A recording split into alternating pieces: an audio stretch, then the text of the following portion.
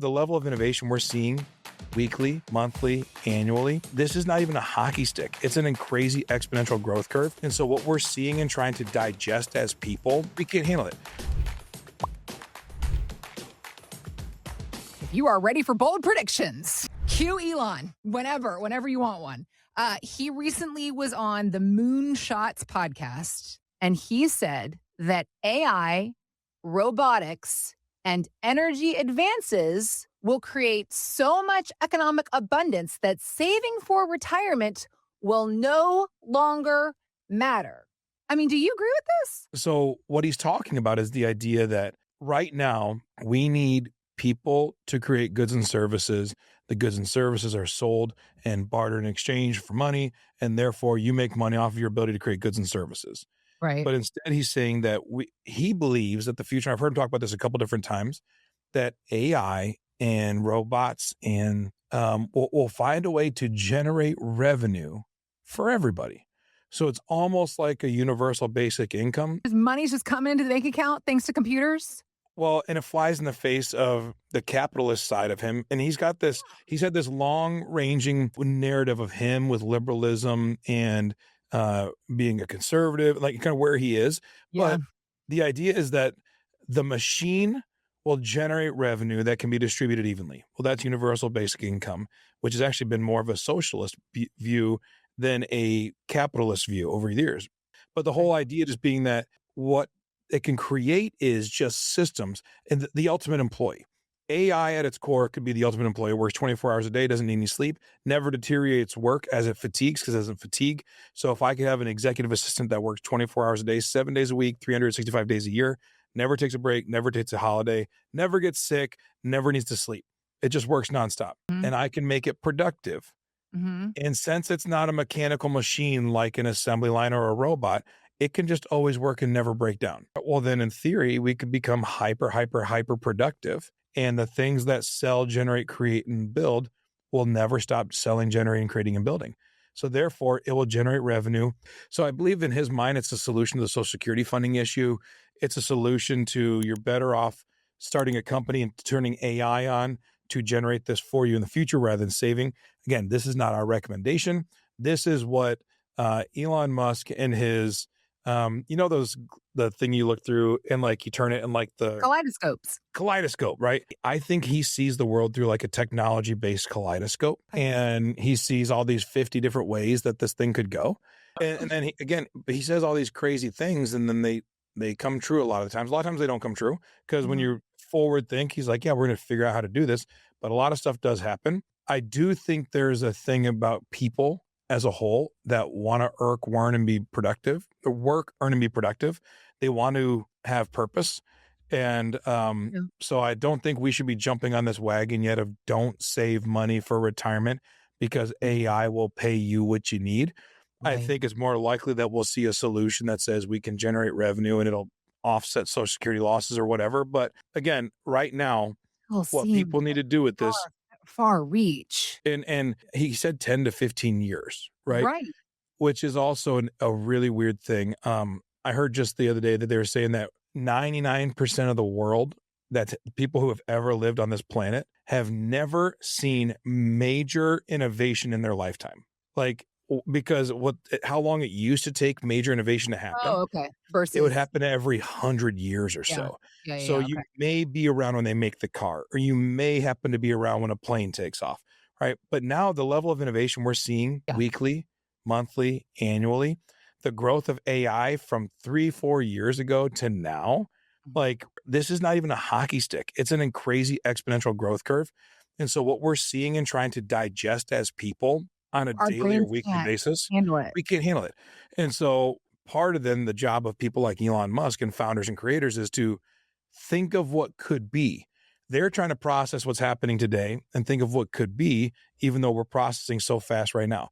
So could he be way off on this? I don't know. I think there's a large portion of America that would say, hey, if you want to cut me a check every month, give it to me. And I get that. There's going to be a portion of the country that says, well, there's got to be a negative side to this. How are we taking away people's ability to generate? Well, if you say retirees, you contribute over the years and that's how you get your income out of it. I don't think there's anything wrong with that, especially if it's generating something good. I heard David Friedberg say just this past weekend that what we should do is get rid of Social Security as we see it now, and instead you actually your Social Security payments that you come out of your paycheck goes into a basically like a government based 401k, and you're building something like that. There's a lot of things coming up right now about how people need to deal with retirement 10 to 15 years from now. Okay. Elon Musk is just the most radical one, I think, which is that just robots are going to pay us money. And I would typically say that's crazy. Or But but with Elon Musk, you have to say, oh, it is right. crazy. But I guess if anybody could figure it out, it's probably this guy, you Right. know? Right. So I'm not willing to say no, but I'm Okay. also just I'm very skeptical of what it looks like for the future or what the iterations are. Like, all right, well, it's not full on pay, but hey, as a country, we're able to generate this much as in revenue from AI, and here's a dividend check that comes off of it. That could happen. But I think it's still, I never want to be dependent on technology or the government to hook me up in my retirement. Right. Um, was it Ronald Reagan? He had a great quote. He said, "The most dangerous words ever spoken is I'm from the government. I'm here to help." Right. Um, and I think you could Not say the that same rephrase, for large I'm corporations. I'm AI, I'm here to help. Is that the new the Yeah, tune of that quote? I'm a large corporation. I'm here to help. I'm Yeah, AI. I'm here to help. yeah, Um, I just think always keep control in your hands. And so, yeah, if AI does that, I'd rather be sitting on this pile of money that I've saved over 30 years and then also get this extra money from AI rather than yeah. saying, oh, I thought I was told this. Yeah, it didn't work out. And then he gets to move on to the next thing and we're stuck having no retirement savings. And with him, again, when you ask him a question off the cuff, he gives you a scenario that plays out in his head. He didn't say, me and my team went through and built a full scale plan for the future of government, benefits to retirees. He didn't say that. He goes, well, I'm seeing a situation where maybe AI replaces a need for income, and we just pay everybody. He said it a couple times now, but there's no mapped out plan for it. So for the individual, take care of yourself. Plan for the things that we know are going to happen. The stock market's going to go up and down. Plan for how to live through that. Plan for the fact that Social Security is probably going to have some type of a cut in the next 7 to 10 years. Plan for the fact that your healthcare costs are going to go up by more than inflation every year. Plan for the fact that you may need long-term care or some type of medical care later on in life. Plan for the things you know are coming. And then if this dividend or this AI income comes in, outstanding. It's Take almost it. kind of like inheritance, people that say, "Well, when my parents pass, I'm gonna get $2,000,000." It's like you think, you don't know for Yeah. sure, and you shouldn't plan for that. You need to plan for the things that you can control, and then whatever else happens that works in bonus, great. That's almost how we need to look at AI and how it will benefit us in the future. Because I do believe I'm not a naysayer on AI. I believe in AI. Yeah. I think it's going to better us as a society. I think that people are naysayers about it. It's like you're fighting against an unwinnable fight, and I think embrace it, and I think it will better us. And I look forward to what opportunities it will give me, but I don't know what those opportunities are, so I'm not going to plan for them until until they're worth planning for. I'm gonna do me, and when AI helps me, I'm AI, do super you? excited for it, and I think it's gonna do a lot of good for people. It's gonna Yeah, do so much good, right? Like, we're not mad that electricity was created. We're not right. mad at the printing press. We're not mad at the advent of the internet. We're We're not not mad at cars or iPhones. Yeah. like, yeah, all these downstream benefits, right? But yet, every time one of those things came around, people were like, "Oh, this is gonna." It was riots. It's the end of civilization. It's the end of Yeah. yep. Yeah, like we have Mhm. the cotton gin come out or all these, "Oh, we're getting rid of farming jobs." No, no, we're becoming way better at our job.